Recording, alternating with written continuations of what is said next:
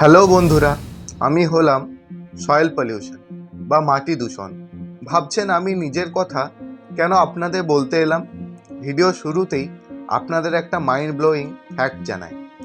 1 চা চামচ ওপরে মাটিতে বা টপ সয়েলে ঠিক কতগুলো জীবাণু বা মাইক্রো অর্গানিজম থাকে জানেন?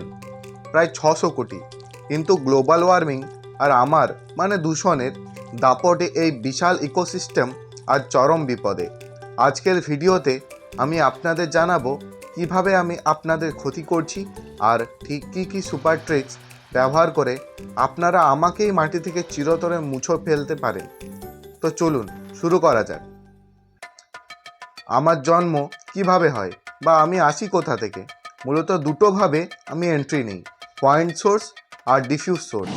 কোনো নির্দিষ্ট কারখানা, অয়েল স্পিল বা মাইনিং থেকে সরাসরি যখন মাটিতে কেমিক্যাল মেশে তখন আমি পয়েন্ট সোর্স।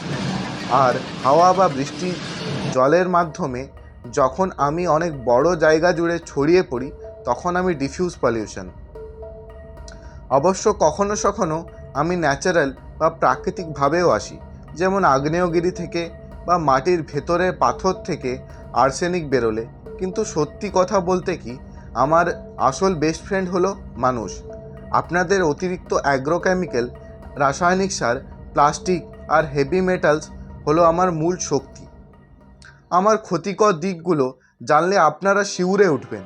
আমি শুধু মাটির ভেতরেই বসে থাকি না, ফুড চেন বা খাদ্য শৃঙ্খলের মাধ্যমে সরাসরি আপনাদের প্লেটে চলে আসি। লেড, পারদ বা ক্যাডমিয়ামের মতো হেভি মেটাল যখন আপনাদের শরীরে ঢোকে তখন ক্যান্সার, নিউরোলজিক্যাল ডিসঅর্ডার, এমনকি বাচ্চার ব্রেন ডেভেলপমেন্ট পর্যন্ত আটকে যেতে পারে। ভয়ঙ্কর লাগছে? এছাড়াও আমি মাটির ইকোসিস্টেম ধ্বংস করে দিই এবং নিউট্রিয়েন্ট সাইকেল বা পুষ্টিচক্রে 12টা বাজিয়ে উপকারী মাইক্রোবসদের মেরে ফেলি। এতক্ষণ তো আমার ভিলেন রূপটা দেখলেন।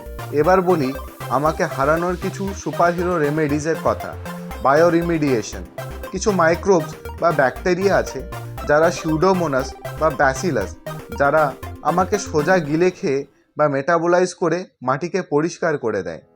ফাইটো রিমিডিয়েশন। এমন কিছু জাদুকরি গাছ আছে যারা মাটি থেকে হেভি মেটাল সরাসরি শুষে নেয়, যেমন আমাদের অতি পরিচিত কচুরিপানা ক্রোমিয়াম টেনে নেয়। আর সূর্যমুখী কপার শুষে নিতে ওস্তাদ। নারকেল গাছ। বিশ্বাস করবেন কিনা জানি না, আমার সবচেয়ে বড় শত্রু হলো নারকেল গাছ। নারকেল গাছের পাতা দিয়ে মালচিং বা কয়ার পিট ব্যবহার করলে মাটির ক্ষয় রোধ হয় এবং আর্দ্রতা বজায় থাকে। এমনকি প্লাস্টিকের বদলে নারকেলের খোল বা কাঠের ব্যবহার করলে আমার অস্তিত্বই বিপন্ন হয়ে পড়ে। Integrated nutrient management. শুধুমাত্র চোখ বন্ধ করে রাসায়নিক সার না দিয়ে সয়েল টেস্ট করে অর্গানিক ম্যানিওর, লেগিউম আর বায়ো ফার্টিলাইজার ব্যবহার করলে আমার দাপট একদম জিরো হয়ে যাবে। তাহলে বুঝলেন তো, আমি সয়েল পলিউশন বা মাটি দূষণ যদিও থাকি আপনাদের পায়ের তলায়, আমাকে কন্ট্রোল করার আসল চাবিকাঠি কিন্তু আপনাদেরই হাতে। সয়েল বায়োডাইভার্সিটি বা মাটির জীববৈচিত্র্যকে বাঁচাতে হলে সায়েন্স আর ন্যাচারাল ফার্মিংয়ের সাহায্য নিয়ে আমাকে সরাতেই হবে।